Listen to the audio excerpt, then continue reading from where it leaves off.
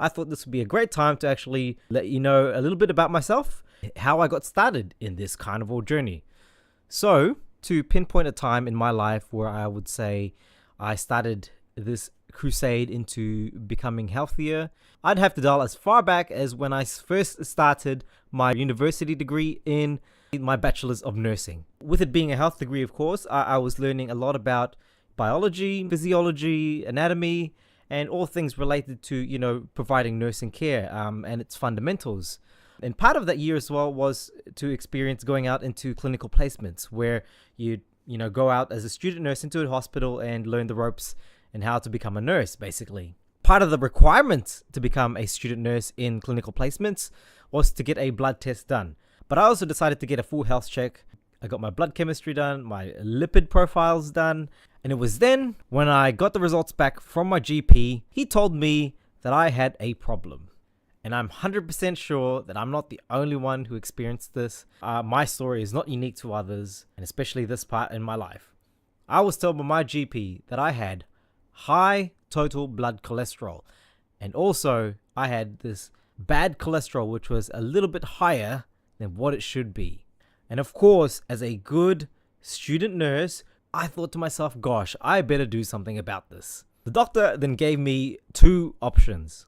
In order to lower my cholesterol levels, I needed to either take a statin medication or I needed to exercise and make dietary changes. Which one would I choose, of course? Of course, I picked the latter because, hey, who wants to be on tablets at the age of 17?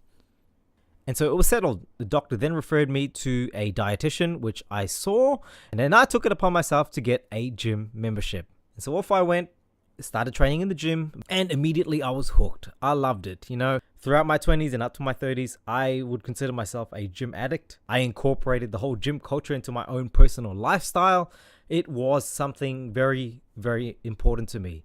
I'm fast forwarding a little bit here. I did get into a little bit more serious into my gym profile, adding accolades such as competing in powerlifting, doing strength training, and also things like Olympic weightlifting I also got into. But anyways, going back again into the beginnings, I also saw a dietitian. They talked about what constituted as a healthy diet and how I would lower my cholesterol into safe levels eating a diet that would consist mainly of vegetables, carbohydrates, protein, and very little fats. Does that ring a bell for some of you guys? And as weeks gone by, I adhered to a strict bodybuilding style training, about 4 to 5 days a week, 1 hour to 2 hour sessions. I ate a very considerably clean mixed macronutrient diet. So yes, it was all going very well, and I was seeing physical changes. I was seeing my muscularity improve. I started to put on some mass. I also started to feel a lot better. I got fit. My endurance improved. Basically, my physical health, I was feeling, on top of the world. In terms of my diet, I was sticking to it. I would say hiccups here and there, but for the most part, I was sticking to it. However, there was still the issue of the cholesterol. Now, every year, I would get a routine check of my blood works. So I got my lipid profiles obviously tested and, the bunch of other stuff that the doctors want to look at. My cholesterol wasn't going down, which is strange because I'd stuck through the diet, I'd stuck through the training, and I was feeling great. So I thought to myself, you know what?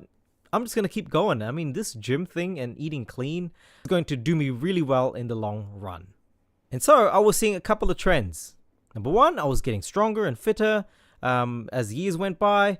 I was putting on mass, which at that time I would have considered a lot of that to be muscle. However, I think it's safe to say, looking back at photos, that there was a fair bit of fat around, certain parts of my body as well. I got a lot more intricate in how I managed my diet. I started calorie counting. I started meal prepping. I basically followed all the health advice that was being given to me by doctors, by dietitians, by personal trainers, people in the gym. In my nursing school, basically all the information that I could get, I was soaking it in as like a sponge. But then something happened, and I can't recall or pinpoint when it was, but it was somewhere around my mid-20s or even early 20s that I started to experience a couple of symptoms. Now, I started to get palpitations at random times during the day, maybe once or twice a year. And these weren't major or severe, and I honestly didn't know what triggered them. But to me, given that I had a family history of heart disease, I was worried about it. And then as time progressed, these palpitations became more frequent, and I would just brush it to the side because, hey, I'm still doing the right thing. I'm still training. I'm still eating right. Nothing can stop me right now from achieving good health. Now, at this point, I think I had in my mind that once I hit 30, everything is going to go downhill from here. Basically, I thought once I hit 30, I must be at my peak physical and mental health to be able to live an optimal and healthy life. So I tried everything. I kept pushing harder at the gym. I keep trying to lower the fat in my diet, eat a lot more vegetables, a lot more fiber, started experimenting with different diets, started going towards more of a plant-based approach with high protein, through supplements like protein shakes and whatnot. Boy, did I try a lot of things. But no matter what, I still kept getting more and more of these palpitations, to a point where I actually took myself to the doctors. I had a few ambulance calls. And as I was closing into my 30s, the burden of my healthcare problems started to take a toll. I started to hit the range where I would be considered to be obese. I was actually training less. I couldn't sustain my diet. And it led me to a point where I was just sick of it all. I decided to just ditch the diet. I'm just going to eat whatever. And at that point as well, I was getting into powerlifting. I had already, been getting stronger through the gym. Why not just focus on strength? Because this is where, my forte is. I was getting stronger. I didn't really care much about my body image. So let's just ditch the diet because it's not bringing my cholesterol down. I wasn't just eating a mixed macro diet. I was eating anything under the sun. I didn't care about calorie counting. I didn't care about eating clean. I just wanted to get stronger. And that's what happened. I did get stronger. But the symptoms got worse and worse and worse, to a point where basically it hindered me from going to the gym. I was having these palpitations nearly once a month. Then it got even more to happening on a weekly basis, and then I had to stop. I had to stop going to the gym. It was frightening me, of course, but also I physically just couldn't withstand a gym session due to the palpitations. Now, at this point as well, I started to experience other symptoms like shortness of breath, chest pain, all the things that you would consider to be a sign or symptom of cardiovascular disease. I tried to deny it first, but the more frequently it happened, I started to come to that realization that this might be it. I'm going to be a number in the statistics of someone getting heart disease. I had hit the lowest of lows. I'd almost doubled in weight since going on to my health journey. My cardiovascular disease symptoms were getting worse. That was taking a toll on my mental health. My diet was out the door. Then I started to take regular trips to hospital. Yes, I was taken to ED multiple times. And I would say within a span of 6 months, I'd probably be in the hospital about 10 times. Now, a lot of you can speculate that maybe, a large psychological component may have been involved, like panic attacks, which I definitely did experience. And also some anxiety, which I can't deny. I definitely was anxious. However, these physical symptoms to me were real. And the diagnostic tests that I had did indicate a couple of things. I know when I had an ECG done and the doctors also listening to my heart sounds, they did pick up a little bit of a murmur, which was also picked up in an echocardiogram that I had done. However, for the most part, there was no formal diagnosis of cardiac disease. And the biggest thing that I think really suffered was my mental health. Definitely, 100%. And it got really bad where I was quite agoraphobic. I didn't want to step outside of the house. I didn't want to go out and see people in public. I just wanted to stay home, stay in the room, and basically just lounge out all day. But at the same time, I had so much to live for, especially with my son being born and having a young family that I've just started. I wanted to see things right. I wanted to continue and pursue the ultimate goal of trying to improve my health because, you know what? I still had that drive. I had hope that I would get better, that things would be better. And the silver lining for me was a good friend, a colleague of mine who I work with. He's also been on this YouTube channel. His name is John. He introduced to me this concept of low carb diets. So I heard him talking about it at work multiple times. He'd watched a couple of videos, basically talked about sugar with it being inflammatory and a cause for a lot of diseases that we've got in this modern world. Which I thought was a little bit absurd. It made sense, partially. However, to put everything on sugar being a bad thing for your health, it didn't quite sit with me. One, I was a big carb addict. So I knew I couldn't ditch the sugar or the carbohydrates. But nevertheless, I continued my searches. I went online and looked up the keyword inflammation and started to look at diets that would lower inflammation. Because, I'd obviously learned about inflammation during my nursing studies, and there was a lot of information that associated inflammation with cardiovascular disease. And so I started looking at how I could lower my inflammation. One of those things that I saw online was to go on a Mediterranean plant-based diet that would lower your cholesterol. Not just that, it would also lower your inflammation. Woo! I thought I'd give it a go. Let me do this Mediterranean diet. Let me go even more plant-based than I'd ever done in my life. Eat very clean once again. Let's get the ball rolling. And so I did. And so for a couple of months, I lost about 1 kilo or 2. But I started to experience joint pain. A shit ton of it. I was sore, man. I don't know what it was. And I'd stopped training at this point. I didn't go to the gym, so it couldn't have been, stress from straining at the gym or injuring myself. It had to be something else. I actually had tendonitis in my left wrist where I would have to wear a splint on due to the pain, and so it really hindered me at work as well. And little did I know that it could have been related to my diet, and I'm not claiming that it did. However, looking at the information that I know now with calcium oxalates and plant toxins, could have been a cause as well. And did I relieve my inflammation eating a plant-based diet and, eating these superfoods like turmeric, spinach, olives, olive oil? No, it didn't. I don't think it did. Honestly, you can look at my photos before and after, and you can definitely see a big difference. I don't think I improved my inflammation at all. If anything, I'm sure it made it worse. And now I'd come to a point where I was just desperate. I don't know what to do. So I thought, this would be the last resort to try a low-carb diet. Let's just see how it goes. But the real trigger for me, I woke up from a nap with my wife looking over me, shocked as anything.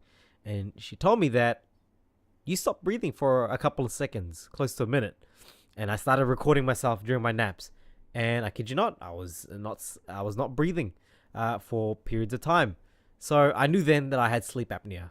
And I don't know why that was the trigger for me, but I thought if I couldn't breathe when I was sleeping, I could just pass away at any of these moments.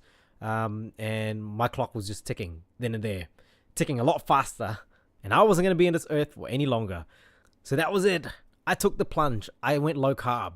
And that was about 2.5 years ago. And basically, since then, life has never been the same.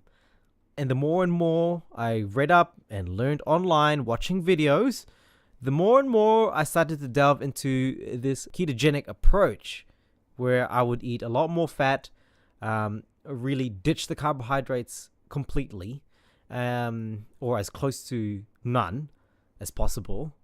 And of course, the YouTube algorithms showed me this thing called the Carnivore diet because, hey, this doctor by the name of Sean Baker was doing a 0-carb diet, eating nothing but meat and fats. So I decided, hey, let's look into this a little bit more. The more videos I watched, the more I was convinced that, hey, maybe this carnivore thing is the way to really propel myself into, much better health, better improvements. Who knows? This guy Sean Baker might be right here. Actually, it wasn't Sean Baker. It was Dr. Ken Berry. And so I did. Yep. I basically thought to myself, hey, let's try this carnivore diet. And at this time as well, I had my second child who was about to be born, my daughter.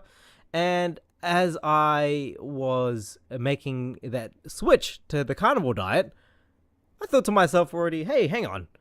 I'd already been eating a pretty much carnivorous diet. You could call it an animal-based diet, I guess.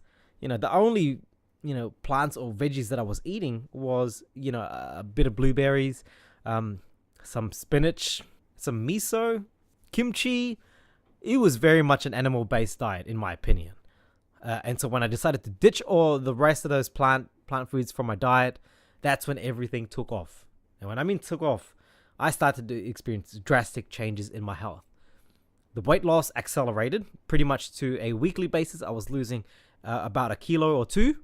The energy levels skyrocketed. I started to get into this state of ketosis where I started tapping into, this different fuel source where I don't know how to explain it, but the whole euphoria that people talk about being on keto, it's a real thing. I experienced it. Even until now, I started feeling fitter. I had this extra kick in my step where I just felt like I was a lot more prepared, a lot more mentally prepared to deal with the day-to-day pressures that I had at work, at home, and it was amazing. Now, fast forward 6 months. This is where things started to plateau a little bit. If I reflected from that 6-month period, going back, I had lost about 40 kilos of body weight in total. But every day, I was just shocked about the results that I was seeing. It's, considering that I never went into this diet to lose weight in the first place. I just wanted to breathe in my sleep. But yeah, that was one of the most noticeable things. Definitely the weight loss. The next noticeable thing for me that I experienced was that energy kick. I felt indestructible. I felt like I could take on the world. I had confidence in myself. Mentally, I was just recharged, revitalized. A lot of the inflammatory issues that I was experiencing, like the joint pain, that was gone completely. Gut issues that I thought I never had before. I thought it was normal to go 3-4 times a day, sitting in the toilet, doing large poos. I thought that was a normal thing. But nope. And most importantly for me, all those symptoms that I was experiencing, the cardiovascular disease symptoms, all gone. No more palpitations. I haven't had palpitations for a long time. And a couple of minor health issues that I was experiencing, things like, dermatitis and seasonal hay fever, that improved. Didn't go away, but it did improve. And a whole bunch of other things that I've probably missed out.